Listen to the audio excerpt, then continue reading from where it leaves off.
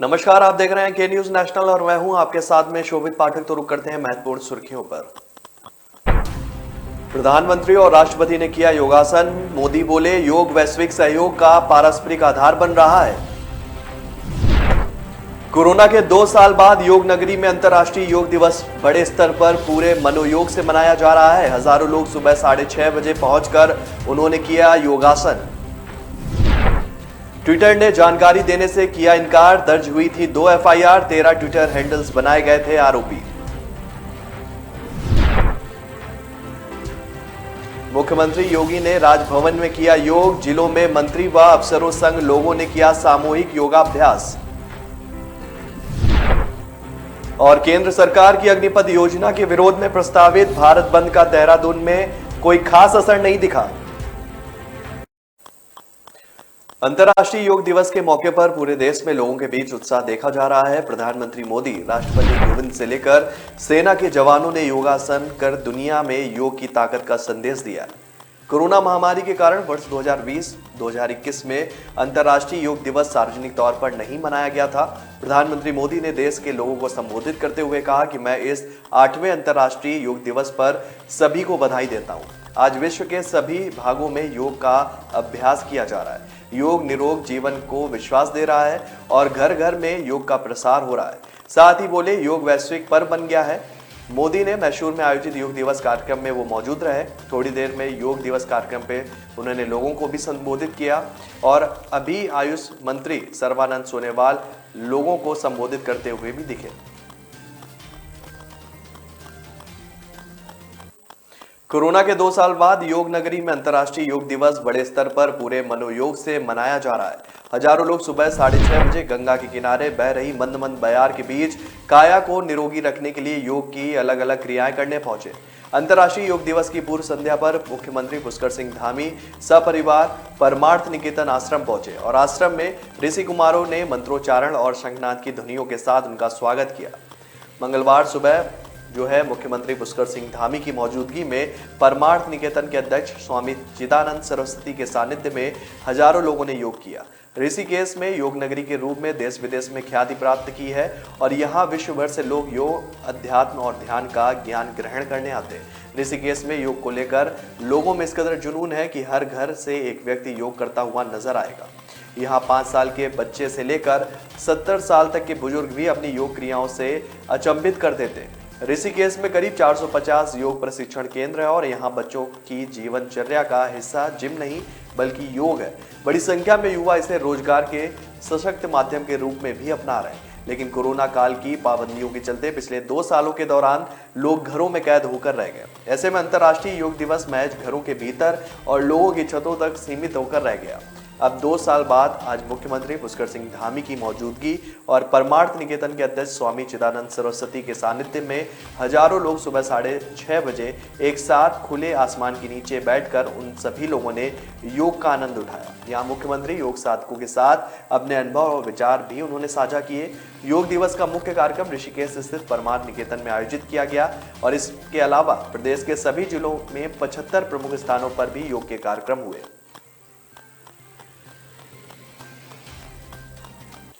कानपुर में नई सड़क बवाल और हिंसा के दौरान ट्विटर पर कथित विवादित और भड़काऊ ट्वीट करने के मामले में ट्विटर मुख्यालय ने पुलिस को उन खातों के संबंध में कोई भी जानकारी देने से इनकार कर दिया है। पुलिस ने एक बार फिर से मेल भेजकर प्रयास किया है। नई सड़क हिंसा के मामले में पुलिस कमिश्नर ने 4 एसआईटी जांच के लिए गठित की थी। इसमें से एक एसआईटी सोशल मीडिया पर किए गए विवादित भड़काऊ पोस्ट व ट्वीट के बारे में जानकारी जुटा रही थी। कुल 13 ट्विटर हैंडल्स के विषय में जानकारी की जा रही थी। एसपी कैंट मृगांक शेखर पाठक ने बताया कि ट्विटर मुख्यालय से आईपीसी एड्रेस मांगा गया था जो उपलब्ध नहीं कराया गया। ट्विटर के नियमानुसार जिन ट्वीट को लेकर केस दर्ज किए गए हैं उनमें उनके कोई भी नियम या कानून का उल्लंघन नहीं होता। जिलों में हिंसा व बवाल में सभी शामिल आरोपियों को अलग अलग जिलों की जेल में शिफ्ट किया गया है। हयात जफर हाशमी को चित्रकूट, सुफियान को सोनभद्र और राहिल को पीलीभीत, जावेद अहमद को बस्ती, पीएफआई एजेंट उमर को खीरी जेल, मोहम्मद फैजल को सुल्तानपुर, निजाम कुरैशी को देवरिया और सऊद कालिया को कासगंज जेल में शिफ्ट किया गया। प्रयागराज में हुए उपद्रव के एक आरोपी को नैनी जेल से कानपुर जेल ट्रांसफर किया गया है। बवाल के मामले में आरोपी जेल भेजे गए। अब LIU उनके बारे में पल पल की अपडेट रख रही है। जेल में उनसे कौन मुलाकात करने जा रहा है, कितनी देर तक मिला, सभी जानकारी जुटाई जा रही है। जेल प्रशासन भी इन आरोपियों से जो है मिलाई करने वालों का ब्यौरा तैयार कर रहा है।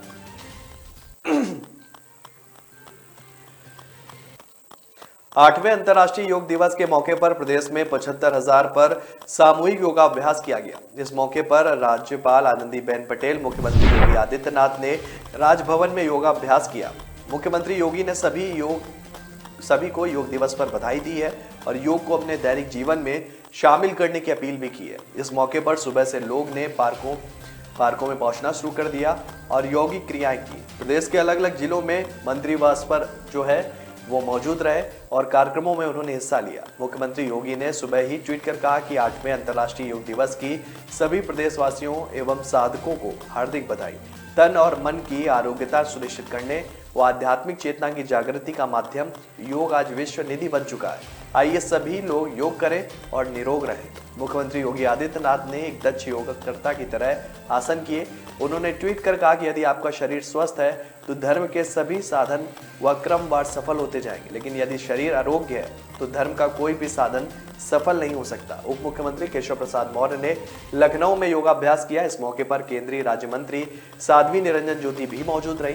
धार्मिक नगरी अयोध्या में लोगों ने राम की पौड़ी पर योग किया। इस दौरान पूरा माहौल योगमय नजर आया। योग दिवस पर प्रदेश में जगह जगह सांस्कृतिक और धार्मिक कार्यक्रम का आयोजन किया गया और इस बार के योग दिवस की थीम मानवता के लिए योग ही है। केंद्र सरकार की अग्निपथ योजना के विरोध में प्रस्तावित भारत बंद का देहरादून में कोई भी असर नहीं दिखा। हालांकि युवाओं ने शांतिपूर्ण तरीके से परेड मैदान से सचिवालय कूचकर प्रदर्शन किया तो उक्रांद ने डीएम के माध्यम से प्रधानमंत्री को ज्ञापन भेजकर विरोध दर्ज किया। वहीं कांग्रेसियों ने शाम को कैंडल मार्च निकालकर योजना को तत्काल वापस लेने की मांग भी की है। दूसरी ओर सोमवार को भारत बंद के ऐलान को देखते हुए पुलिस ने सुरक्षा के पुख्ता इंतजाम किए थे। देहरादून में अग्निपथ योजना के विरोध में बड़ी संख्या में युवा सुबह परेड ग्राउंड में एकत्र हुए और सचिवालय कूच किया। हालांकि इनकम टैक्स तिराहे पर पुलिस ने बैरिकेडिंग लगाकर प्रदर्शनकारी युवाओं को रोक लिया। इसके बाद युवाओं ने वहीं बैठकर प्रदर्शन किया। साथ ही अधिकारियों के माध्यम से प्रधानमंत्री, राष्ट्रपति, रक्षा मंत्री, राज्यपाल और मुख्यमंत्री को ज्ञापन भी भेजा गया। इस दौरान युवाओं ने कहा कि उत्तराखंड का युवा हमेशा देश सेवा के लिए तत्पर रहता है, लेकिन रक्षा मंत्रालय ने सेना में टूर ऑफ ड्यूटी का नियम लागू कर युवाओं को आघात पहुंचाया। पहाड़ में सेना में जाना सुरक्षित भविष्य को सुनिश्चित करना माना जाता है और युवा बाल्यकाल से ही सेना में जाने की तैयारी में जुट जाता है, लेकिन 4 साल के लिए सेना में जाने की योजना से युवा में आक्रोश है। देहरादून में अग्निपथ योजना के विरोध में युवा कांग्रेसी ने कांग्रेस भवन से घंटाघर तक मसाल जुलूस निकाला। उन्होंने चेतावनी दी कि अगर केंद्र सरकार ने योजना को रद्द नहीं किया तो युवा कांग्रेस पूरे प्रदेश में उग्र प्रदर्शन करेगी। वक्ताओं ने कहा कि युवा कांग्रेस उन युवाओं की लड़ाई अग्रिम पंक्ति में खड़े होकर लड़ेगी जिनके सपने मोदी सरकार ने चकनाचूर कर दिए। जो युवा वर्षों से सेना भर्ती की तैयारी कर रहे हैं, मोदी सरकार उनके भविष्य के साथ लगातार खिलवाड़ कर रही है। तो ब्रेक पर जाने से पहले रुक करते हैं महत्वपूर्ण सुर्खियों पर। प्रधानमंत्री और राष्ट्रपति ने किया योगासन। मोदी बोले, योग वैश्विक सहयोग का पारस्परिक आधार बन रहा है। कोरोना के 2 साल बाद योग नगरी में अंतर्राष्ट्रीय योग दिवस बड़े स्तर पर पूरे मनोयोग से मनाया जा रहा है। हजारों लोग सुबह 6:30 बजे पहुंचकर उन्होंने किया योगासन। ट्विटर ने जानकारी देने से किया इनकार। दर्ज हुई थी 2 FIR, 13 ट्विटर हैंडल्स बनाए गए थे आरोपी। मुख्यमंत्री योगी ने राजभवन में किया योग। जिलों में मंत्री व अफसरों संग लोगों ने किया सामूहिक योगाभ्यास। और केंद्र सरकार की अग्निपथ योजना के विरोध में प्रस्तावित भारत बंद का देहरादून में कोई खास असर नहीं दिखा। लोग मुझे कभी बहुत अच्छा समझते हैं, कभी बहुत बुरा। भगवान जैसे है हमारे लिए। एनुअल टेस्ट जरूरी है क्या? जान बचाई है मेरे बेटे की। ठीक से देखा ही नहीं, सिर्फ 2 मिनट। लोगों की बातों का असर मैं अपने काम पे नहीं पड़ने देता। मैं जो करता हूं वो अपने पेशेंस के लिए करता हूं। अगर मेरे पास सिर्फ 2 मिनट है तो शायद इसलिए क्योंकि कोई और क्रिटिकल है। अगर मैं 1 से ज्यादा टेस्ट करवा रहा हूं वो इसलिए क्योंकि मेरे ट्रीटमेंट में डाउट की जगह नहीं। अगर मैं स्ट्रिक्ट या इनसेंसिटिव हूं, वो इसलिए क्योंकि आपकी हेल्थ सबसे इंपॉर्टेंट है। तो लोग मुझे चाहे अच्छा समझे या बुरा, मैं उनसे कहता हूं थैंक यू, क्योंकि वो मुझे रोकते नहीं बल्कि याद दिलाते हैं कि मुझे मेरे पेशेंट्स के लिए क्या करना है।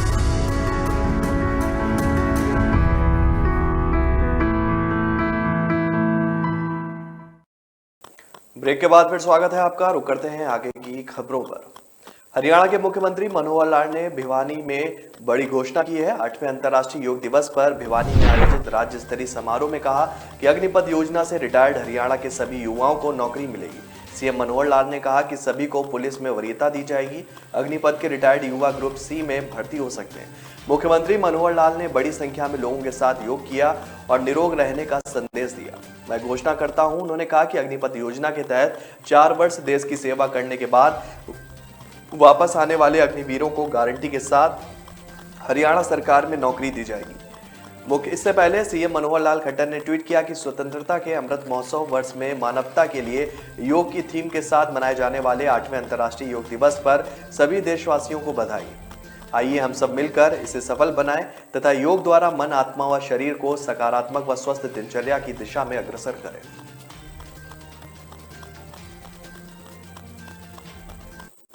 अंतर्राष्ट्रीय योग दिवस के मौके पर पूरे देश में लोगों के बीच जबरदस्त उत्साह है। प्रधानमंत्री, राष्ट्रपति से लेकर सेना के जवान योगासन कर दुनिया को योग की ताकत का संदेश दे रहे हैं। भारत तिब्बत सीमा पुलिस के हिमवीरों ने 8 तारीख को लद्दाख में 17,000 फीट की ऊंचाई पर योग किया। योग दिवस के अवसर पर प्रधानमंत्री मोदी भी पूरे जोश में दिखाई दी। उन्होंने कर्नाटक के मैसूर पैलेस में हर तरह के आसन कर लोगों को फिट रहने का संदेश दिया। लद्दाख में आईटीबीपी जवानों का योगासन देख हर कोई हैरान हो गया। भारी बर्फबारी के बीच बिना वस्त्र के योगा करना भारतीय सेना की ताकत को दिखाता है। भारत तिब्बत सीमा पुलिस की केंद्रीय स्काई टीम ने भी भारी बर्फबारी के बीच 14,000 फीट की ऊंचाई पर रोहतांग दर्रे पर योगा दिवस समारोह में भाग लिया। प्रधानमंत्री मोदी ने कहा कि योग संपूर्ण मानवता के लिए जरूरी है। योग विश्व में शांति लाता है। प्रधानमंत्री मोदी ने संयुक्त राष्ट्र का भी अभिनंदन किया। साथ ही कहा कि योग से शांति केवल व्यक्तियों के लिए नहीं, यह हमारे राष्ट्रों और दुनिया की शांति लाता है। बाबा रामदेव ने भी हरिद्वार के पतंजलि योग पीठ में योगा कार्यक्रम का आयोजन किया, जिसमें लोगों ने बढ़ चढ़कर हिस्सा लिया। अमेरिकी राष्ट्रपति जो बाइडेन के साइकिल चलाने और गिरने पर पूर्व राष्ट्रपति डोनाल्ड ट्रंप ने तंज कसा है। ट्रंप ने बाइडेन के स्वस्थ होने की उम्मीद प्रकट करते हुए कहा कि मैं कभी साइकिल नहीं चलाऊंगा। बाइडेन हाल ही में अपने गृह राज्य डेलावेयर में छुट्टियां बिताने के दौरान साइकिल चलाते नजर आए थे। इसी दौरान उनकी साइकिल फिसलने से वो गिर गए। ट्रंप ने चुटकी लेते हुए बाइडेन का नाम लिए बगैर कहा कि मुझे उम्मीद है कि वह ठीक हो गए होंगे, क्योंकि जैसा कि आप जानते हैं कि वह अपनी साइकिल से गिर गए थे। मैं आज आपसे यह वादा करता हूं कि मैं कभी भी साइकिल की सैर नहीं करूंगा। पूर्व राष्ट्रपति ट्रंप इन दिनों अमेरिका में फ्रीडम टूर पर हैं। इसी दौरान एक रैली में उन्होंने राष्ट्रपति बाइडेन पर तंज कसा। द हिल ने उनके हवाले से रिपोर्ट दी है। आपको बता दें कि राष्ट्रपति चुनाव में हार के बाद पिछले साल यूएस कैपिटल पर बड़े बवाल के बीच ट्रंप ने व्हाइट हाउस छोड़ा था। अपनी हार के बाद वह बाइडेन पर हमलावर है।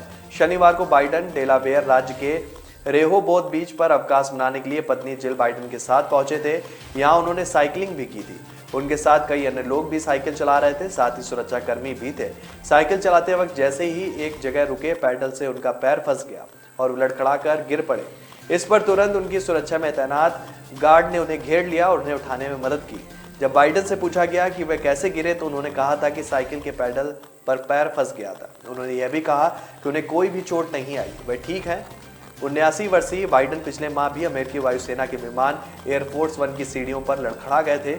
इसी तरह की घटना पिछले साल अटलांटा में हुई थी। बाइडेन विमान की सीढ़ियों से 3 बार उन्हें ठोकर लगी थी। महाराष्ट्र में एक बार फिर सियासी उठापटक के संकेत मिल रहे हैं। सोमवार को एमएलसी चुनाव में फिर भाजपा ने शिवसेना नीति एमवीए गठबंधन को झटका दिया है। मंगलवार को शिवसेना के 10-12 विधायक गुजरात पहुंच गए और इसके साथ ही उद्धव ठाकरे की सरकार संकट में आ गई है। ठाकरे ने आज आपात बैठक भी बुलाई है। मीडिया रिपोर्ट्स में कहा गया है कि शिवसेना के 10-12 विधायक एकनाथ शिंदे के साथ सूरत के होटल में, शिवसेना विधायक शिंदे कल से शिवसेना के संपर्क में नहीं है। वे सूरत की एक होटल में ठहरे हुए हैं। वहां उनके साथ शिवसेना के 12 विधायक भी होने की खबर है। शिवसेना विधायक शिंदे का सत्तारूढ़ पार्टी से संपर्क नहीं होने और महाराष्ट्र में सियासी उठापटक के आसार जो है वो साफ देखे जा रहे हैं। और इसके बाद उन्होंने कहा कि अनरिचेबल होने का क्या मतलब है, ऐसी बातों पर टिप्पणी नहीं करना चाहिए। महाराष्ट्र विधानसभा परिषद के चुनाव में कल बड़े पैमाने पर क्रॉस वोटिंग हुई थी। 10 सीटों के लिए सोमवार को हुए चुनाव में सत्तारूढ़ महाविकास अघाड़ी को फिर झटका लगा। भाजपा ने अकेले 5 सीटें जीत ली हैं, वहीं शिवसेना व राघवा ने 2-2 सीटें जीती तो कांग्रेस के हाथ सिर्फ 1 सीट आई। राज्यसभा चुनाव के बाद लगातार दूसरी बार एनडीए को झटके से सीएम व शिवसेना प्रमुख उद्धव ठाकरे की जमीन खिसकती प्रतीत हो रही है। क्रॉस वोटिंग की आशंका इसलिए गहरा गई है क्योंकि शिवसेना को अपने 55 विधायकों व समर्थक निर्दलीय विधायकों के बावजूद सिर्फ 52 वोट मिले। राज्यसभा चुनाव के बाद एमएलसी चुनाव में भी भाजपा की जीत से पार्टी में उत्साह देखा जा रहा है। भाजपा के विजयी उम्मीदवार प्रवीण दारेकर ने कहा कि चुनाव के नतीजे से हम बहुत खुश हैं। महाराष्ट्र ने बीजेपी पर भरोसा दिखाया है और शिवसेना और कांग्रेस सदस्यों ने क्रॉस वोटिंग की है।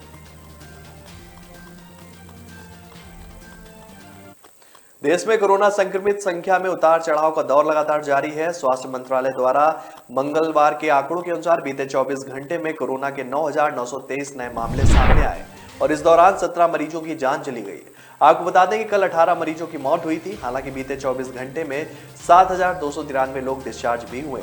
देश में सक्रिय मरीजों की संख्या 79,313 हो गई है, जो कल की तुलना में 2,613 अधिक है। महामारी की शुरुआत से लेकर अब तक कुल 5,24,890 लोगों की मौत हुई है। दिल्ली में कोरोना के मामले लगातार बढ़ते जा रहे हैं। बीते 24 घंटे में यहाँ 1,060 मामले दर्ज किए गए, जबकि 6 लोगों की मौत हुई है। संक्रमण दर 10% के पार चली गई है। पिछले कुछ दिनों से ये आंकड़ा 6 से 7% के बीच चल रहा था। ऐसे में एक दिन में ही संक्रमण दर में बड़ा उछाल देखने को मिला है, जो कि आने वाले दिनों के लिए खतरे की घंटी है। मुंबई की बात की जाए तो देश की आर्थिक राजधानी में बीते 24 घंटे में कोरोना के 1,310 मामले सामने आए। मुंबई में आज कोरोना से संक्रमित 2 मरीजों की मृत्यु भी हुई है। पीएमसी की तरफ से आज कुल 9,949 लोगों की कोरोना जांच की गई। स्वास्थ्य मंत्रालय के अनुसार देश में दैनिक सकारात्मकता दर जो है वो 2.55% और साप्ताहिक सकारात्मक दर 2.67% दर्ज की गई है। वहीं महामारी से ठीक होने वालों की संख्या बढ़कर 4,27,15,193 हो गई है।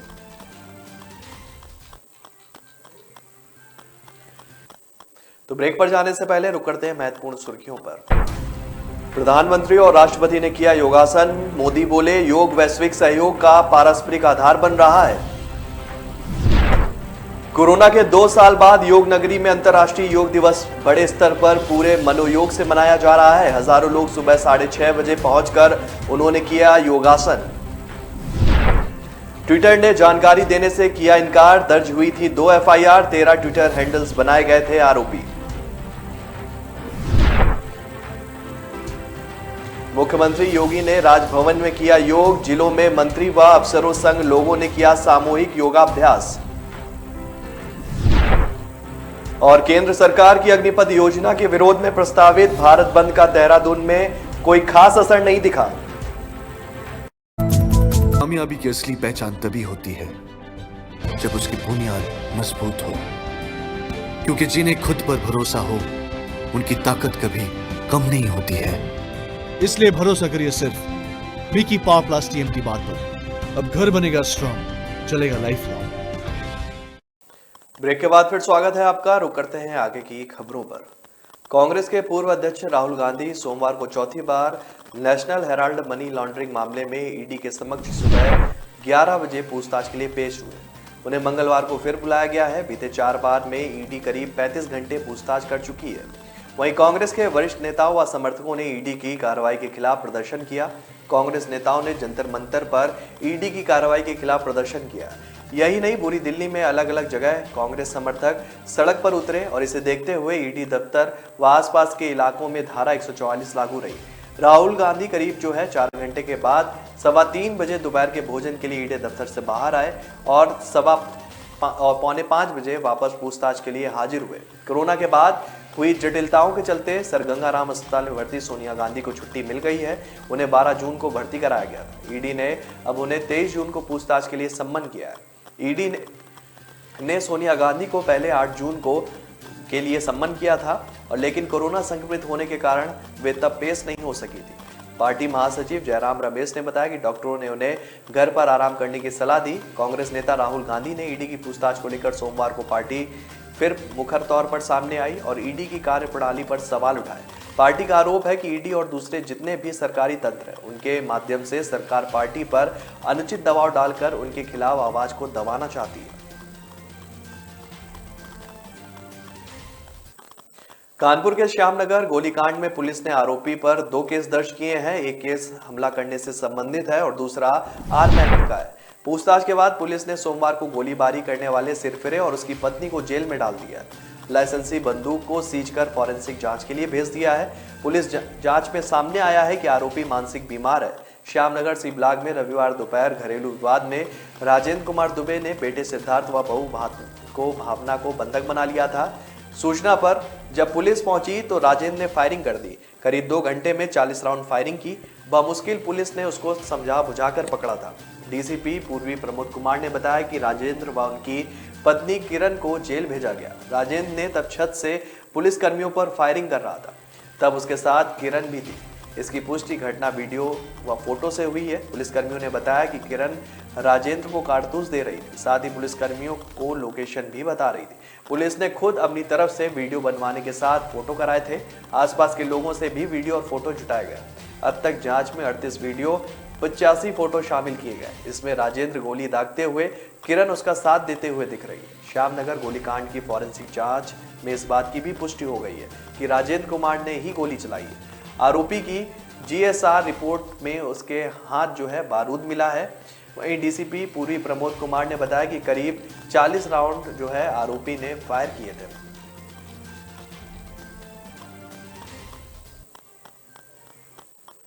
दिल्ली मेरठ एक्सप्रेसवे पर चिपियाना में निर्माणाधीन आरओबी का गर्डर मंगलवार रात को रखा जाएगा। इसके लिए एनएचआई ने रेल ट्रैफिक ब्लॉक पूर्व में ही ले लिया है। अब मंगलवार रात 8 बजे, बुधवार सुबह 8 बजे तक एक्सप्रेसवे पर ट्रैफिक बाधित रहेगा। इस अवधि में दिल्ली से मेरठ जाने वाले ट्रैफिक के लिए बने 6 में से 4 लेन बंद किए जाएंगे। सिर्फ 2 लेन पर यातायात चलाया जाएगा और ऐसे में इस मार्ग पर वाहन चालकों को जाम से भी जूझना पड़ सकता है। एशिया का सबसे भारी 2385 टन वजनी गर्डर इस आरओबी पर रखा जाएगा। 74 मीटर लंबे 30 मीटर चौड़े गर्डर को लॉन्च करने के लिए एनएचआई ने भारी भरकम क्रेन का इंतजाम भी किया है। यह गर्डर अप्रैल में ही बनकर तैयार हो गया था, लेकिन रेलवे के ट्रैफिक ब्लॉक मिलने के इंतजार में इसे आरओबी पर नहीं रखा गया था। रेलवे ने ट्रेन का ट्रैफिक ब्लॉक मिल जाने के बाद 14 जून से एनएचआई ने इसे रखने का काम शुरू किया है। ट्रैफिक पुलिस ने वाहन चालकों के लिए एडवाइजरी भी जारी कर दी है। इसके मुताबिक दिल्ली से मेरठ की ओर जाने वाले वाहनों को 6 लेन की बजाय 2 लेन से गुजारा जाएगा। दरभंगा, नई दिल्ली, क्लोन, अलीगढ़ से आने की बजाय लखनऊ, मुरादाबाद के रास्ते गाजियाबाद आएगी और प्रयागराज चंडीगढ़ एक्सप्रेस और कटिहार अमृतसर एक्सप्रेस को खुर्जा से मेरठ के लिए डाइवर्ट कर दिया गया है।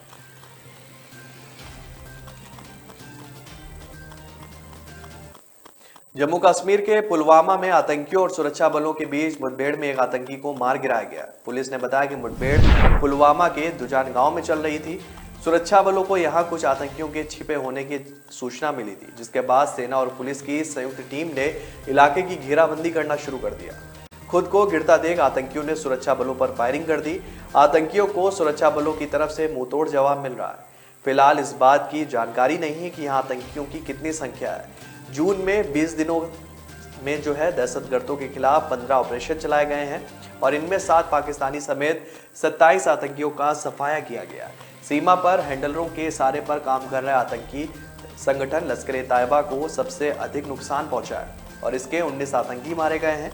घाटी में आतंकवादियों के खिलाफ ही अभियान नहीं चल रहा, बल्कि आतंकवाद को जड़ से समाप्त करने के लिए उनके पारिस्थितिक तंत्र पर चोट की जा रही है, ताकि बंदूक उठाने के लिए युवाओं को बरगला ना सके। इसी रणनीति के तहत जमात से जुड़े स्कूलों को बंद करने का आदेश दिया गया है। आरोप है कि इन स्कूलों से हिंसा का दुष्चक्र रचा जाता है। वर्ष 2008-10-16 की हिंसा में इन स्कूलों की भूमिका को SIA की जांच में संदेह के घेरे में रखा गया है।